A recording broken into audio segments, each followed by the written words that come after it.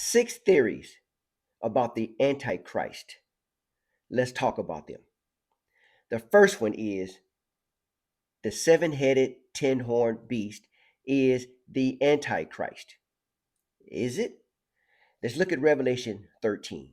Revelation 13, it says, "And I stood upon the sand of the sea and saw a beast rise up out of the sea, having 7 heads and 10 horns, and upon his horns 10 crowns, and upon his heads the name of blasphemy.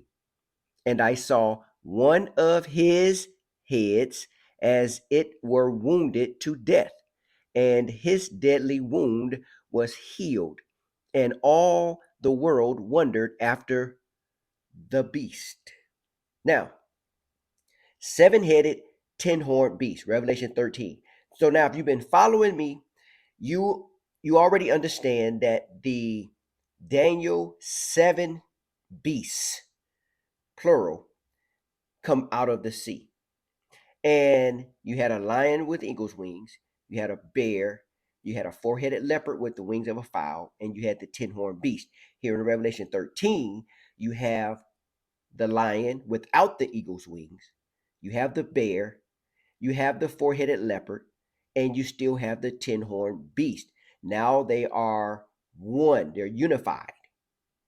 And those beasts are nations that have come together. Okay, they have come together. And how do we know that they are beasts? We know that they are beasts because the Bible tells us that they are the beasts are kings, and it tells us that the horns, the 10-horned beasts, are kings. So that one 10-horned beast that was in Daniel 7 has always been a collective unity of nations.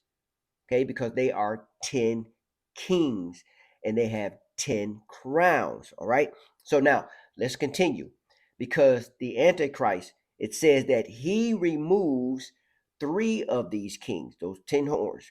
He removes 3 of those kings. So now, if he is the 7-headed 10-horned beast, is he removing himself? No, he's not, because he is not the 7-headed 10-horned beast. He is a king within that system that begins to rule that system. Daniel 7:8, it says, "I considered the horns and beheld, and there came up among them another little horn, before whom there were 3 of the first horns plucked up by the roots.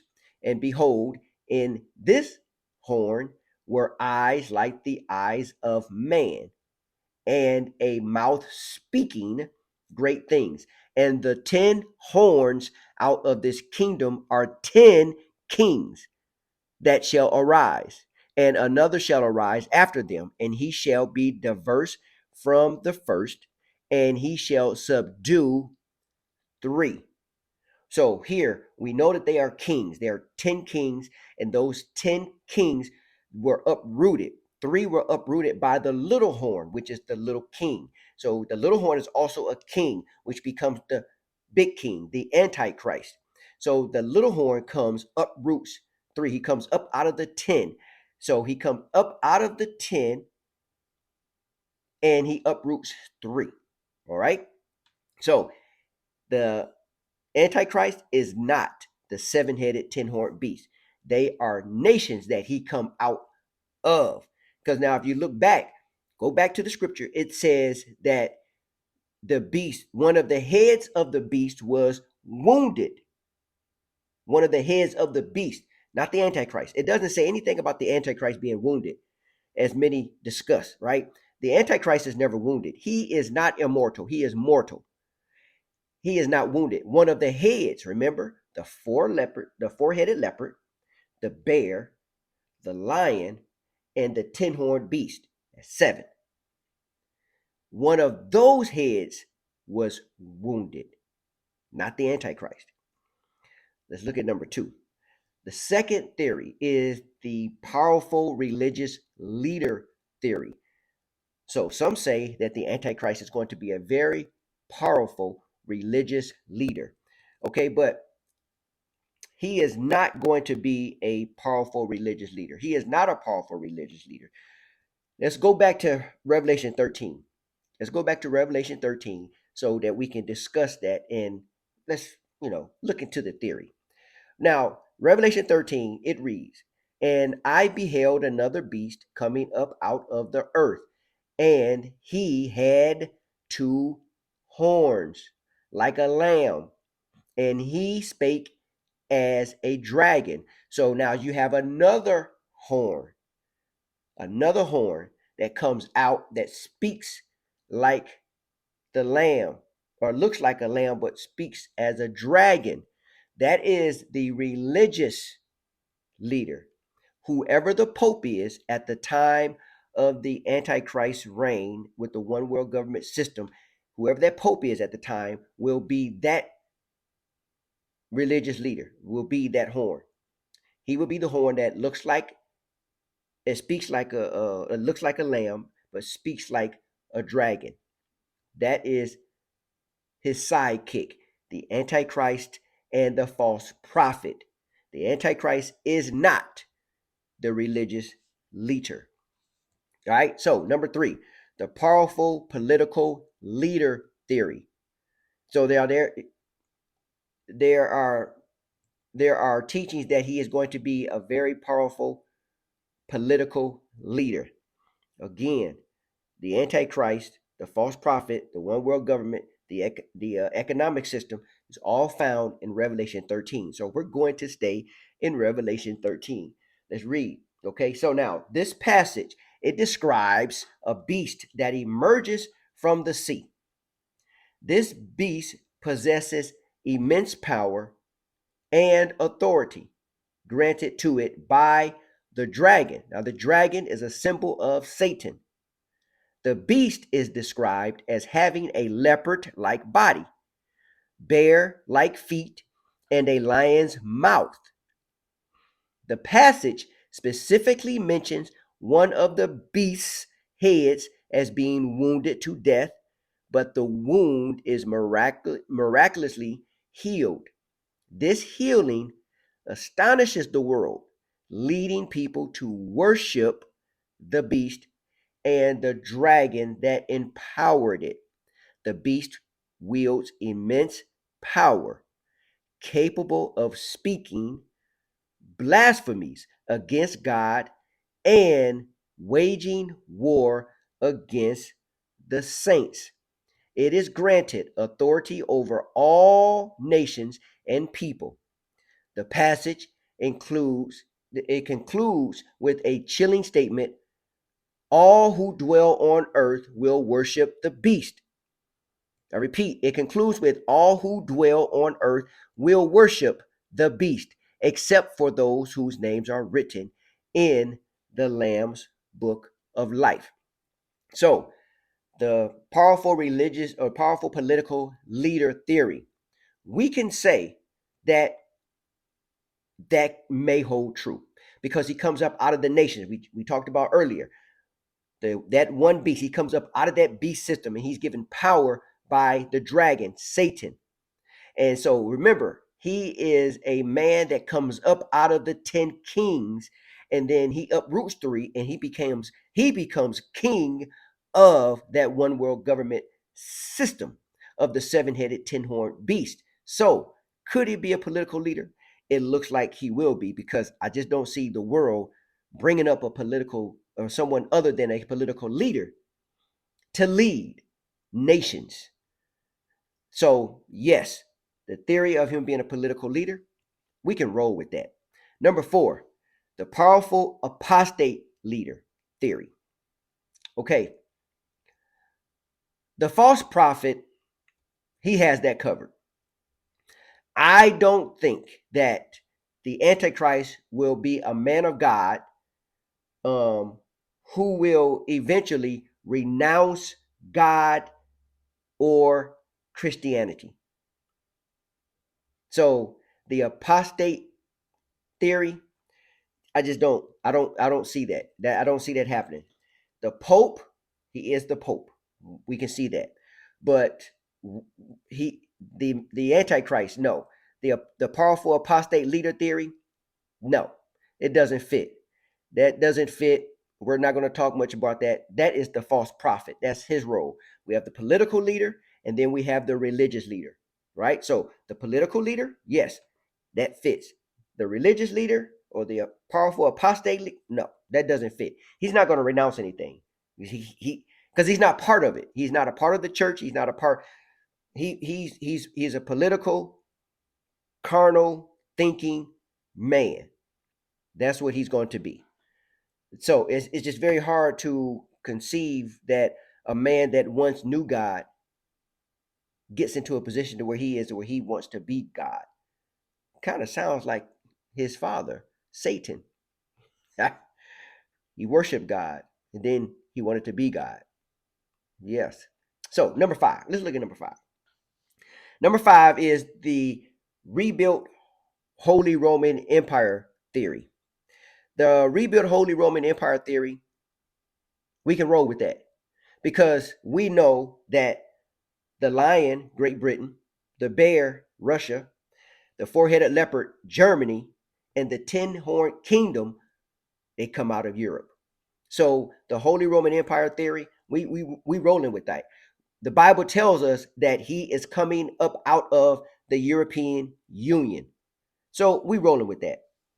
That's enough said with that one. Let's look at number 6, the final one. Number 6 is the spirit of the Antichrist theory. So the spirit of the Antichrist theory, it can be a system, it's a spirit, it's a computer, it's an AI, it's a robot. Listen, according to the Bible, he will be a man, not a system, not a spirit, not an AI or any of that. He is a man. The beast system is controlled by the little horn, the Antichrist. We just read that. We just looked at that. The Bible refers to him as the Antichrist and by many other names. Let's look at some of those names. That he, the man, not a system, he, not a spirit, he is called. Okay, so let's look at some of those. He is the Antichrist. He is called the man of sin. He is called the man of perdition. He is called that wicked or the lawless one.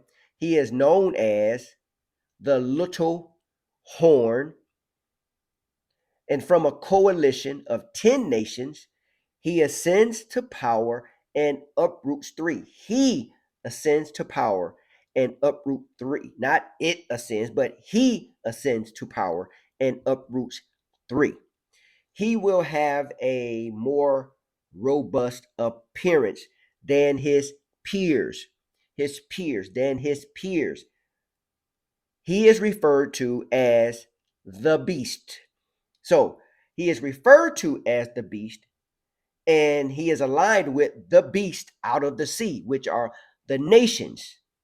The nations come up, those kings, and then he's aligned with them. So we can see how some people can be confused as where he is the beast system. No, he is not the beast system. He is the leader of the beast system because he is also called the beast. Now, he is the one who enters the temple claiming to be God after stopping the Jews' sacrifices. That will be the event known as the abomination of desolation. That is found in Daniel 9, Daniel 12, and 2 Thessalonians, as well as Matthew. I don't think God wanted us to be confused about the abomination of desolation and who it is, because that is absolutely when we will know who the Antichrist is. The abomination of desolation is the moment that we will know his identity with absolute certainty. When he exalts himself in the temple and he claims to be God, he at that precise time will reveal to the entire world his true identity as the man of sin, as the Antichrist, the man of perdition, the lawless one. He will be him, and there won't be any mistaking. Everyone talks about the U.S. presidents. They talk about all these world political leaders. Oh, he could be the Antichrist. He can be. Oh, can he be the? We don't have to waste time trying to figure it out, because if you're still here, alive and remaining, you're going to know with 100% certainty who he is after the temple is built, after World War III, after the peace agreement. We haven't gotten there yet. They're still working the peace agreement. Looks like we may be heading to World War III.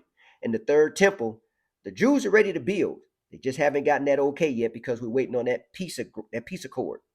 After those things is when, because he cannot go into a temple that's not built, and the Jews have not began sacrificing because they can't even go onto the temple and pray. So that peace accord is going to allow all of that. So we don't need to spend time trying to figure out who the Antichrist is. We will know. God has this thing so tight. We just need to understand where to look, how to look, and what's going on. Because God got this thing tight. So whoever claims to know who he is does not comprehend the scriptures.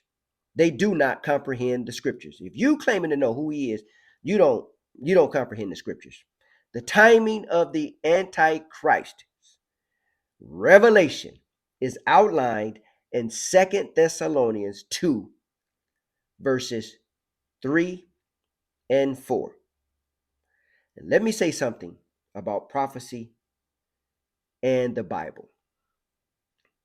You have people who claim to be prophets and give prophecies that they say are from God himself. Some even set dates, and then they have to backtrack. They have to backtrack, go back step. And then they have to change what they've said. And then they blame it on the cosmos not lining up or explaining some prophecies are conditional, and the conditions, they just weren't satisfied. These are the things that they say. Or, the saints, they weren't obedient, so God changed his mind, like the Israelites. Well, if God gives me I'm not a prophet. If you're thinking that, I'm not a prophet. I'm just a man that likes to open up this word and get into it and get excited about understanding what God is saying, what he has said. So I'm not bringing you anything new. I'm just revealing what God has already given us. So God is not going to speak to me. I'm going to use me and tell me something and then it not come to pass. That's not how this works. That's not how any of this works. We cannot continue to be influenced by these so-called prophets. We cannot. Jesus himself in Matthew 24, Olivet Discourse, Jesus said, he said himself, he said, all these things must come to pass. As he's talking, he says, all these things must come to pass. All, not some, not not the ones that have conditions or because the saints didn't act right or the cosmos weren't. No, all. He didn't say some. All these things must come to pass. John 14 says, and now I have told you before it come to pass, that when it come to pass, you might believe. Not if they come to pass, but when. He says when, not if, when they come to pass, you might believe. That's all we're trying to do here. Get you to understand that these prophecies are real and they're happening, and they're still moving forward. They're still moving forward. Do we need a weekly prophecy update? Do we need a weekly prophecy, should I ask, not an update? Because we definitely want to be updated according to what's in the word. But do we need a new prophecy every week of what God is doing? Hey, why is this happening? Oh, well, God, let me go talk to God so he can tell me what's happening. Give me a new prophecy. Give me a new word. No. No. There are no new prophecies. There are no new prophecies. All we need is right here. This right here, ladies and gentlemen. This right here, where your prophecies are. We don't need anything else. We don't need anything. We don't need anything new, as though God has now determined that he didn't give us enough. Okay? He hasn't determined that. He's given us more than enough. He's given us everything we need. God simply just wants us to study his word. He wants us to study his word to get understanding of what he has already given us. That's all he wants. Everything we need to know is right here.